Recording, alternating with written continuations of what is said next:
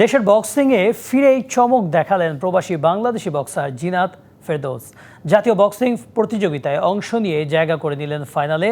জিনাত জানালেন ঘরোয়া আসরে সাফল্য তুলে এসএ গেমসের প্রস্তুতি সারবেন তিনি। আর ফুটবল, অ্যাথলেটিক্সের পর বক্সিংও প্রবাসীর হাত ধরে খুঁজছে সাফল্য। হামজা সমিত কিংবা ফাহমিদুলের মতো প্রবাসীদের নিয়ে নতুন স্বপ্ন দেখছে দেশের ফুটবল। ট্র্যাক অ্যান্ড ফিল্ডে আলো ছড়াচ্ছেন ইমরানুর। এই সাফল্যের মিছিলে যুক্ত হতে চায় অন্য ফেডারেশনগুলো। আর তাই দেশের বক্সিংয়ে আবারও প্রত্যাবর্তন হয়েছে প্রবাসী বক্সার জিনাত ফেরদৌসের।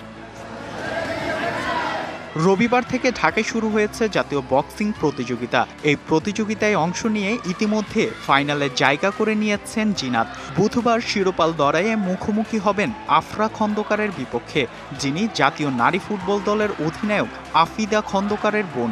সে আফরাকে হারিয়ে শিরোপা জিতে এসএ গেমসের প্রস্তুতি নিতে চান জিনাত। এখন পর্যন্ত আমি 7 টুর্নামেন্ট খেলছি বাংলাদেশের নাম। 7 থেকে 5টা আমি মেডেল করতে পারছি। So ইচ্ছা আছে every tournament আমি যাই মেডেল করব। So it's the same thing applies for South Asian Games. আমি চেষ্টা করব গোল্ড মেডেল পাইতে। আমার স্বপ্নটা হলো বাংলাদেশের ফার্স্ট অলিম্পিক মেডেল নিয়ে আসছে amongst the boys and girls. Football ও ক্রিকেট ছাড়া দেশের অন্য খেলাগুলোর নেই স্পটলাইট। ভালো মানের ভেন্যু ও অনুশীলনের সুবিধাও পান না ক্রীড়াবিদরা। তবে বক্সিং স্টেডিয়ামের রিং নিয়ে সন্তুষ্টি প্রকাশ করেছেন জিনাত। অনেক রকম জিনিস ইমপ্রুভ করতে পারবো obviously, but I think this is a good start, right?